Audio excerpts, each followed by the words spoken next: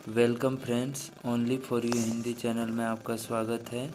आज हम लोग क्लास 6 चैप्टर 2 हार की जीत, इसके जितने भी क्वेश्चन हैं सभी का आंसर करने वाले हैं। तो आइए शुरुआत करते हैं। पहला क्वेश्चन है, आप देख सकते हैं, बाबा भारती ने खड़क सिंह से सुल्तान की प्रशंसा किन शब्दों में की? तो इसका उत्तर हो जाएगा, बाबा भारती ने खड़क सिंह से सुल्तान की प्रशंसा इन शब्दों में की।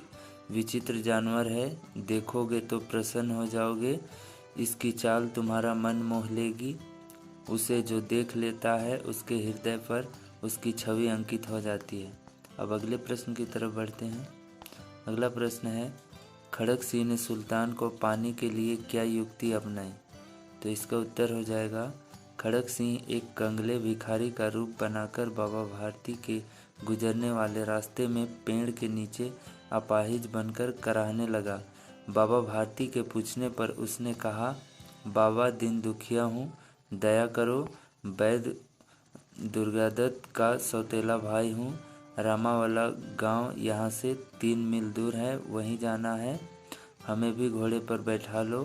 बाबा ने जब उसे घोड़े पर बैठाया एवं स्वयं लगाम पकड़कर चलने लगे तो वह तनकर बैठ गया एवं घोड़ा लेकर भाग गया।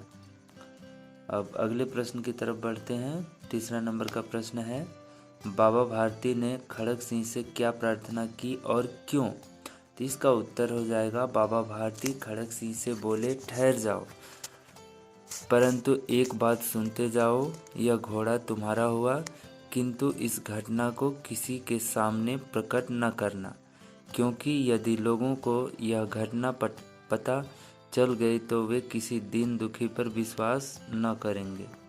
अब अगले प्रश्न देखते हैं। बाबा भारती द्वारा अपने अनुरोध के कारण समझाने के बाद खड़क सिंह के मन में क्या विचार उत्पन्न हुए? तो इसका आंसर हो जाएगा, खड़क सिंह सोचने लगा कि जिस घोड़े से वे इतना प्यार करते थे उसके लिए उनके मुख पर दुख की रेखा तक दिखाई न पड़ी। केवल उनको डर इस बात का है कि कहीं लोग दीन दुखियों की बात पर इस घटना के बाद से भरोसा करना न छोड़ दे। यह मनुष्य नहीं देवता है। अगले प्रश्न की तरफ बढ़ते हैं। घोड़े को पुनः पाकर बाबा भारती ने किस प्रकार अपनी प्रसन्नता व्यक्त की?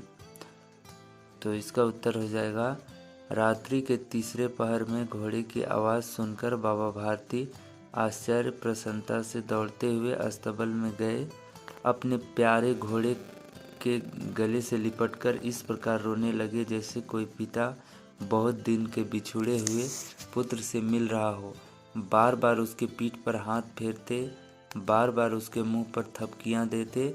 अब उन्हें संतोष हुआ कि कोई गरीबों की सहायता से मुंह न मोड़ेगा। अब अगले प्रश्न की तरफ बढ़ते हैं। आपकी समझ में किसकी हार और किसकी जीत हुई? कारण देते हुए उत्तर दीजिए।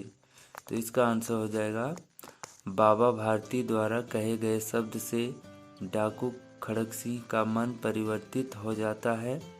वह घोड़ा पुनः बाबा भारती के अस्तबल में रात्रि में चोरों की तरह चुपके से बांध आता है। इस प्रकार बाबा भारती हार कर भी जीत जाते हैं और डाकू खड़क सिंह जीत कर भी हार जाता है। आप उत्तर को वीडियो को रोक करके अच्छी तरह से देख सकते हैं। अब अगले प्रश्न की तरफ बढ़ते हैं। इस कहानी का शीर्षक हार की जीत क्यों रखा गया है? तो इसका उत्तर हो जाएगा, इस कहानी का शीर्षक हार की जीत रखा गया है। घोड़ा दिन में छीन लेने वाला डाकू खड़क सिंह रात के अंधेरे में बाबा भारती घोड़ा बांध आता है हारे व्यक्ति के पास, अतः इस कहानी का शीर्षक हार की जीत सार्थक है। अब अगले प्रश्न की तरफ बढ़ते हैं। अगला और लास्ट प्रश्न है हमारा, इस कहानी से हमें क्या सीख मिलती है? तो इसका उत्तर हो जाएगा, इस कहानी से हमें यही सीख मिलती है कि एक बुरे आदमी के हृदय में भी अच्छाई रहती है, सिर्फ उसे प्रेरित कर दिया जाए। डाकू खड़क सिंह को बाबा भारती ने यही कहा कि घटना छुपा लेना, लोग गरीब की मदद नहीं करेंगे। इस बात ने डाकू खड़क सिंह को यह सोचने पर मजबूर कर दिया कि बाबा समान मनुष्यों से अलग हैं। तो इस प्रकार जितने भी प्रश्न थे सभी प्रश्नों के उत्तर मैंने दे दिया है। वीडियो कैसी लगी हमें ज़रूर बताएं। धन्यवाद।